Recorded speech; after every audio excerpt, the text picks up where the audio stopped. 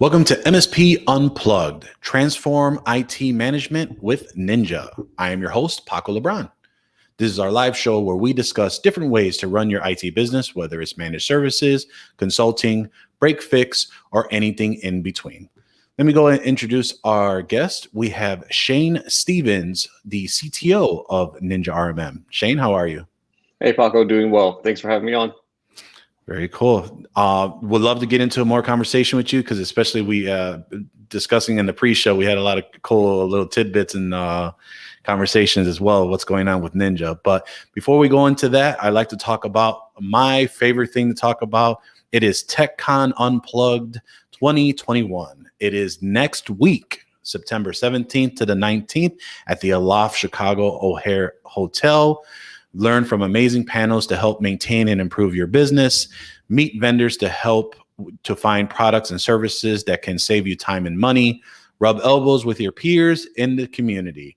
Now, the great thing about this event is we're not only going to have all of that content that you see on the website for those 2.5 days, but we are also going to have an amazing pre-function events that are going to be happening on Friday. So if you are in early and if you purchase your ticket early enough, you should be locked into what we're calling our Microsoft Workshop / Bootcamp with none other than Cyber Matt Lee. We're going to go through pretty much all things Microsoft 365, how to manage it, how to leverage it, how to manage it for security, and really utilizing tools like Endpoint Manager, which is also known as Intune or previously known as Intune, and a lot more. So that's going to be a great event, a good solid 4 hours of hands-on workshop. We're not just going to be preaching about what it does. We're actually going to get down to it, have your machines ready. If you're on the newsletter, there are some prerequisites on it, but if you haven't purchased your ticket before, this is a great reason to do so. And we have Ninja's great pre-function event. It's called Back to the Revenue. It's going to be a great event. It's similar to some of the other digital ones that they've had. I believe it was Jurassic Sock, and the other one was May the 4th be with you. I'm not sure if that's it, Shane, but we had some great events that were virtually. This is their first hybrid event that they were going to be throwing for us. We will have Ninja in-house at the conference. They will be there. And we're really grateful for them to do this pre-function event for us and everyone that is attending. So please go ahead and head over to techconunplugged.com. Tickets are $199. However, there is one little caveat. You have to purchase your ticket by Friday, September 10th, because that is the last day tickets will be on sale. So if you're interested, now is the great time to go ahead and purchase it this week. Again, techconunplugged.com. It is going to be September 10th. Midnight is the last day that you will be able to purchase tickets to this highly sought after event. So techconunplugged.com. All right, Shane. So Shane, we have had Ninja on previous episodes. I think a lot of the attendees know Ninja. They've talked about some of the products that they have offered when AJ was here last.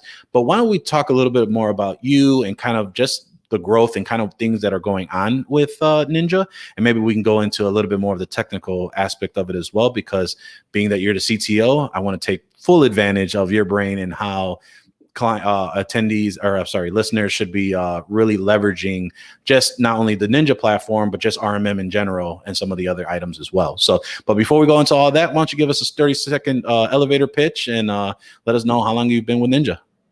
Yeah, Paco, I appreciate that. Yeah, I've been with Ninja just coming up on a month now. So one of the many new people coming on to Ninja and joining the team. So it's been a fun ride and jumping in fully and having the chance to talk to you today. It's kind of interesting coming into Ninja, given the state of growth they have, the people being able to be the leadership they have. So, the first few weeks have definitely been fun and interesting and a lot of learning, and looking forward to what's to come. Very cool. Very cool. Now, Shane, I think we were last talking a little bit earlier how, you have just joined the company, correct? Correct. And you just been, I think it's about 4 weeks now? Yeah, 4 weeks on Thursday. So not quite 4 yet.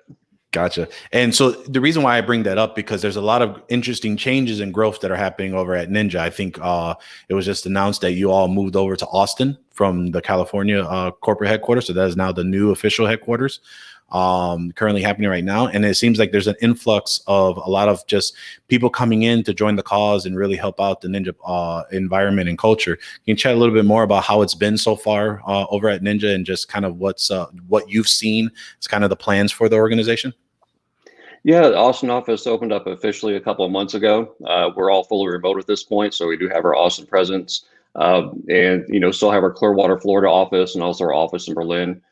People can come in the office if we need to. It's good to have our presence. But the real thing has just been coming through the door, meeting the teams, learning more about the Ninja platform at a lower level instead of what's kind of publicly viewable, and from a feature standpoint, and understanding how the teams work. And really just meeting a lot of new people have come in at the same time as I have. You come in, you do everything like everyone else to have the same experience, do employee orientations, see all the new team members coming on, and those orientations are rather large in their attendance because of the Ninja growth, and bringing on the team members in all roles, including engineering, to really enable that growth and meet the need in the market. Very cool. Very cool. And just in your role that you've kind of taken on, I know that, well, let me actually step back again. I think we've mentioned that, just kind of the interest of how Ninja is growing. I think the growth for talent has been, or the request for talent has been ever so aggressive now, especially, in all parts of the US. Can you talk a little bit more about kind of what Ninja's initiative, or if they're trying to, like, how are they trying to attract more of that talent there? Yeah, it is definitely a lot of grab and seeking the right talent, and a lot of the different platforms have a similar tech stack and core need. So there's a lot of competitions, and I think that's one thing too, is not just looking at it from a technology standpoint, but a lot of the things that Ninja has to offer. Really, a lot of things that brought me into Ninja as well, looking at opportunities in the market and different roles, but really seeing the people within Ninja, looking and seeing the core technology and the platform and the vision that Ninja has. So seeing where they've come from to where Ninja is now to where it has planned to go. And then, as all things, you are talking to people, and as just coming through the doors, the things you see on the outside and then coming in on the inside, those things match up. So a lot of the times in the market where you're talking to people, you feel like there's a sales pitch and trying to get you to come aboard. I never felt that with Ninja. Everybody has been very welcoming, very transparent, and it's very true that everything that was laid out when in discovering and learning about Ninja, it's that and more coming on this side of it. Very cool.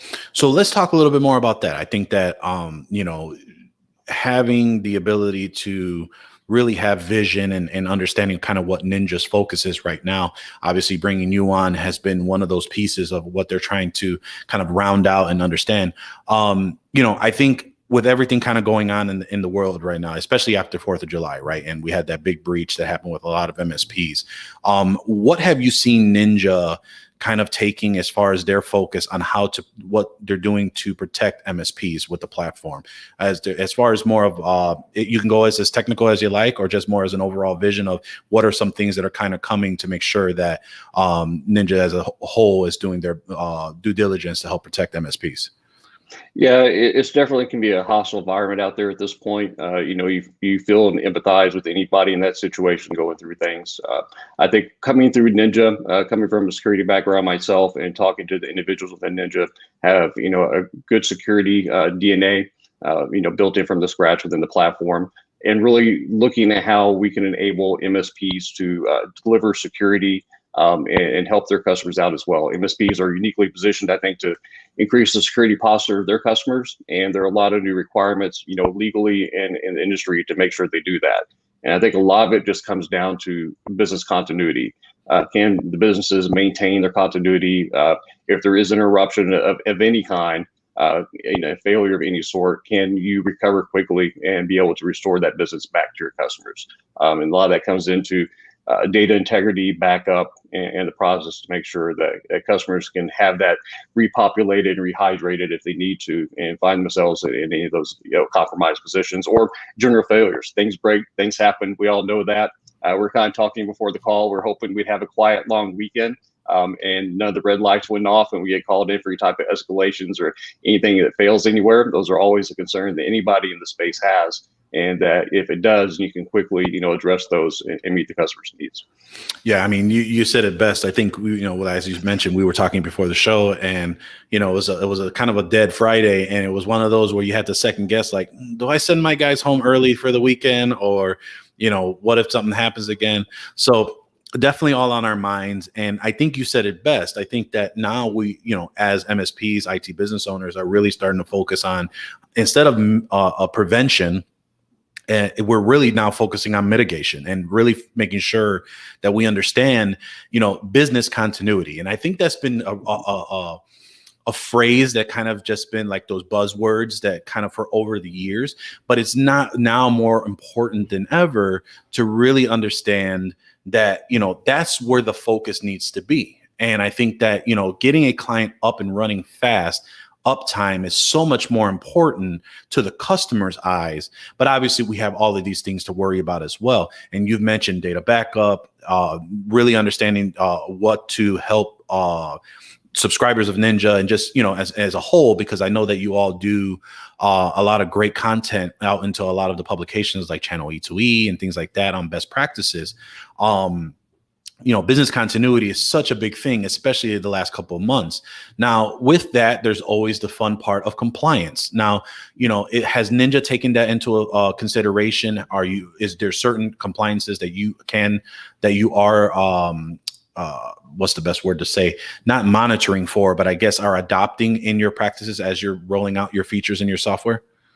Yeah, I think from a compliance standpoint, we're always increasing our security compliance posture and what we do.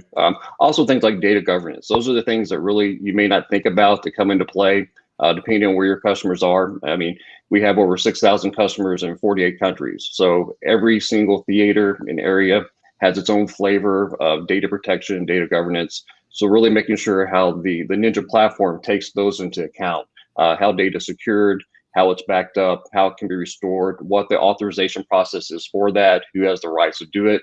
And it really is the balance of giving that capability, but also giving the ease of use. So we'll make that easy, we'll make it straightforward, but you don't compromise the data governance, integrity, and workflow to make sure things are done properly, and really balancing that with ease of use. Gotcha. And then for those that are adopting your solution, but have their own compliances to kind of adopt HIPAA, GDPR, things of that nature, I imagine that Ninja has all those kind of lock, stock, and barrel as far as what they've done to help those MSPs try to achieve those compliances, or at least adhere to those compliances as well. Yeah, and we constantly field questions because our MSPs, our customers, any IT professional has to prove their compliance as well. So when they're asked, we field a number of requests to provide, compliance, authorization, and proof of compliance. So those requests come into our security and compliance team, and we go through the validation of that and provide that information back to anybody who might need it at that point to prove compliance. Very cool. Now, I know that Ninja has been very active and very adamant about third-party integrations, very from the first day that you guys have released the product. And it was always this goal to make sure that it was a big single pane of glass instead of it being a single pane in the, So I think that the real piece of this too is that with all these third-party integrations, now you have to talk about security. And, what has Ninja done, I guess, in recent, and again, you can go as technical as you like, or as more of an overall view of like, how is Ninja now starting to vet your partners of old and maybe even new that are integrating into your platform? Yeah, I mean, our security and our DevOps and compliance teams are always looking at, the integrations. You want to integrate with ease, and into your point, to that single pane of glass. So you want that smooth, easy workflow where you're not doing a lot of hopping around from system to system. But in that, you have to make sure that your integrations are secure. So from a technical standpoint, one of my roles is CTO and also our Senior Vice President of Development, all the way to our security, compliance, and DevOps teams, reviewing those integrations, making sure that any known issues or I guess you can say likely types of vectors and things that come in are always being considered, and vetting that. So that's kind of a first level conversation you always have, is not just what can be done, but how can it be done securely. And that's one of the roles of the teams that I work with do on a daily basis. Sounds good. No, that's awesome. And then, you also mentioned that you field a lot of requests, right, from your client base and subscribers for Ninja. Have they come to you as far as maybe just as a industry knowledge or just kind of understanding like, hey, what question should they be asking their RMM regarding security? I think that a lot of us will just, we see a breach and then it's like, all right, contact our own RMM company and say, hey, what are you doing to protect us? But I feel that there should be more specific questions being asked to help you make a more educational discussion. Have you fielded those type of questions that you felt, those are really great questions coming in / are there questions you feel that there should be MSP IT business owners should be asking their RMM provider to understand where they're at with their security? Yeah, I mean, I think it really, not just from with the security, but the whole business continuity. What is your architecture? What are your data governance? How does that look at a high level? There are certain things you can discuss, obviously, some things you can't, just for, a little obfuscation and not revealing too much. But I think that's really talking to any partner, and we're all in this together, everybody in this space, right? And we want to make sure that all value is delivered securely and uninterrupted. So I think that talking to any vendor, talking to them about their posture for recovery, what they look like and how they respond. Do they have teams in place to do this? And this is where we partner with other people in the space from security to make sure this is done, right? So this is a situation and a area where we always consider it, and really the business continuity. And that comes into things like our own continuity for the customers for backup, how it looks for patch management, how those things being done, within your own customers, and then making sure that can be rolled out to, Ninja platform users and their end users as well. So just looking at that entire value chain and that stream of just thoughtfulness and forethought about how things are secured, how they're locked down, how data's governed, and then how that communication is safe and effective as well. Gotcha. Now, hopefully not to steal too much from marketing's thunder, and you can just tell Lisa can blame me. If it's and Rachel, as far as really just, again, you just kind of came in, you're looking and seeing kind of what Ninja is trying to do as a vision. You want to provide your expertise. Is there anything that's kind of exciting you coming up here in the next either couple weeks, couple months, that whether it's more internal, kind of fixing the plumbing situation, or maybe features that you're really excited that your subscribers or IT business owners are really going to be able to take advantage of utilizing Ninja? Yeah, we'll be very careful not to steal the thunder from marketing, like you said, Lisa, Rachel. A lot of great work and being prepped for things that are being done. I think really kind of speak of it broader coming in, and that's kind of looking at the bones of Ninja from its platform as well. It's been around for about 8 years now, and it started off with core MM, and through integrations and offering different types of features and functionality, the platform has grown, wider and deeper. So I'll just kind of speak at a high level and say just the number of new features and services, I would say macro services and modules that come into Ninja that'll be available that we have planned is really exciting. It will further put that into a one workflow pane of glass.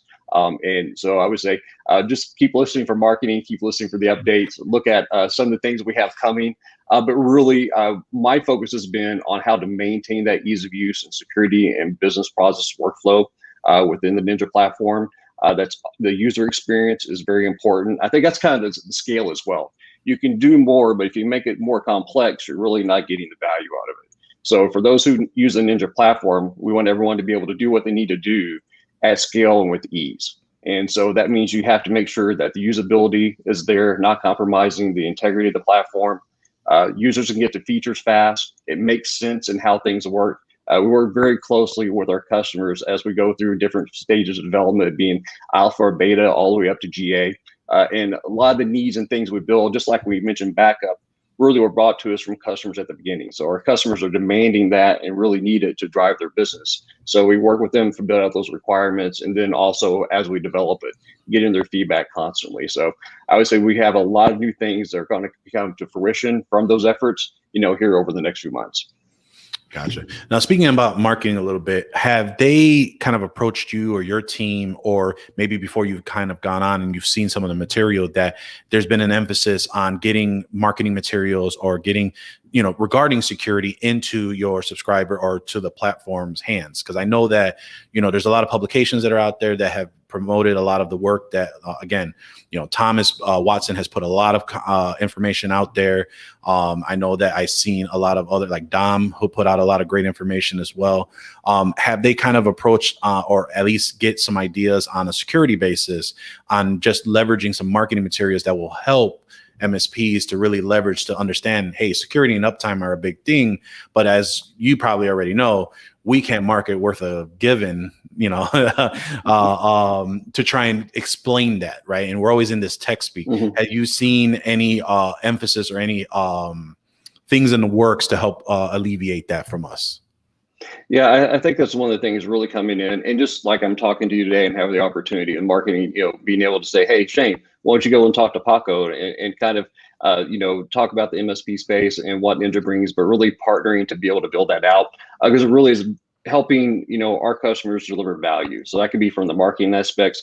Here are some of the things that, the Ninja platform enables. And we try to really make that accessible in the platform and viewable in the platform. So would you be from analytics or reporting, it can be patch management, statistics, and data that you can actually prove value that's being delivered from security or any other IT function.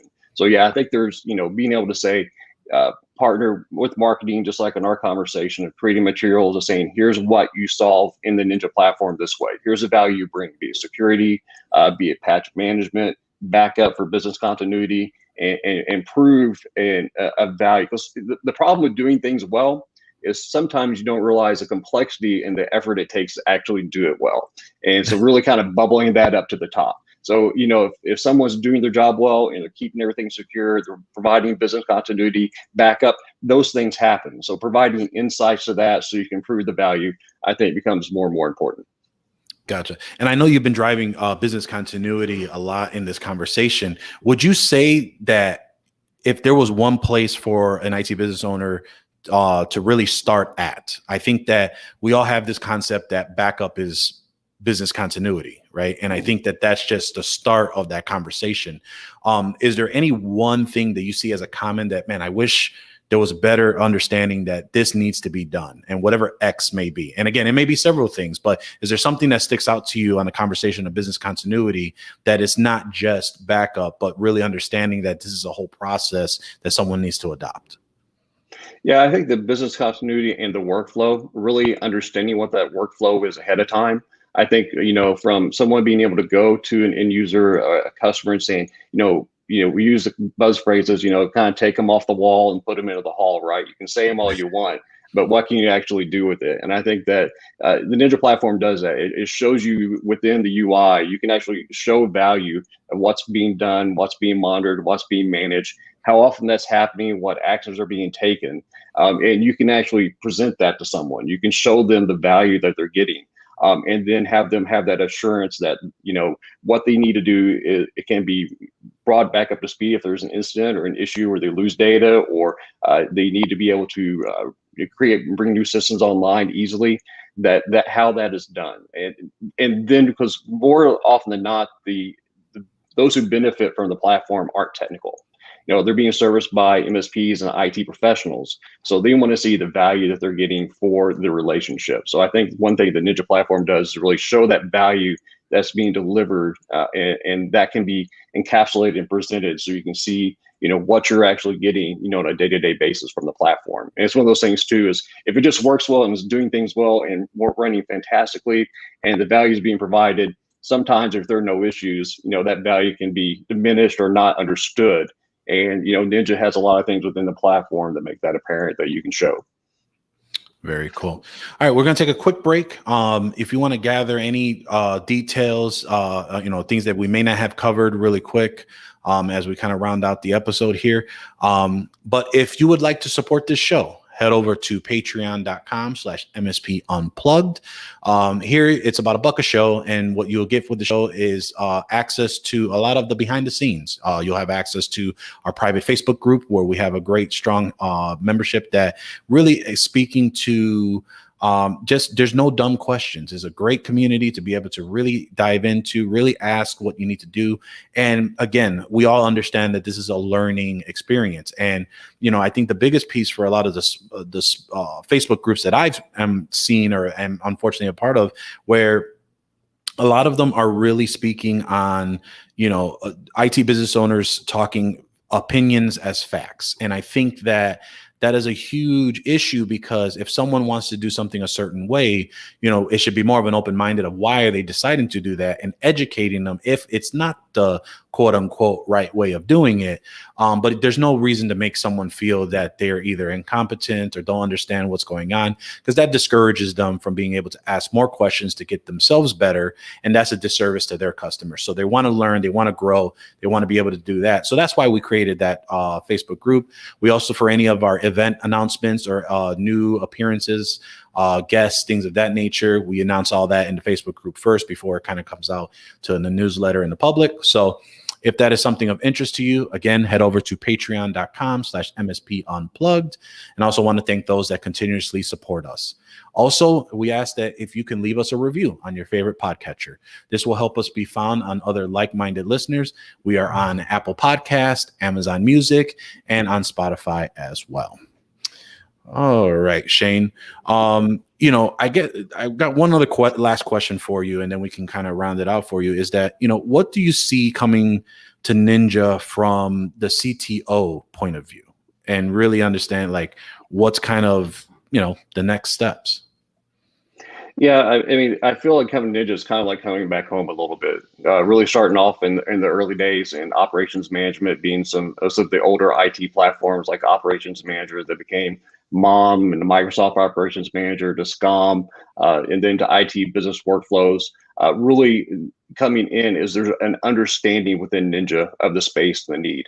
I mean, Sal, our CEO, really being a company that's product is led by the CEO by really understanding the space. And being a part of making sure those customers' needs are met. It's really just coming in and partnering with the team that's already here to do that at scale. And then get the value that Ninja has that we talked about, maybe not fully because we can't fully disclose it yet, but that value to market faster. So coming in as CTO is how to make sure it's the technical aspects of it and making sure it's done well, that it's done at high quality and securely, but also that the speed and the velocity which we get value to the market increases as well. So a lot of the things we're doing, but do it more, do it well, but make sure it gets to market in a faster sense, so those who use the Ninja platform get that value sooner rather than later. Very cool. Very cool.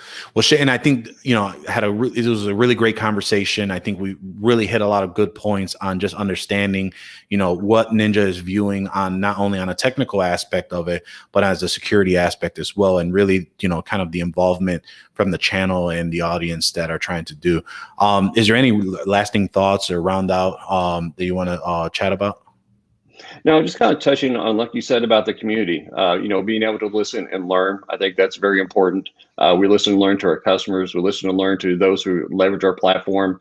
And really, I've seen that coming into Ninja. It's sometimes you listen, but you kind of put it on the side and it's not taking consideration. But really, that relationship that Ninja has with its users and those who benefit from it, I've seen that taken very seriously, and it's given a lot of weight, and it's manifested in the product what it does. So my pleasant assurance coming in has been to see that things are done well, but they're also not done just to be done.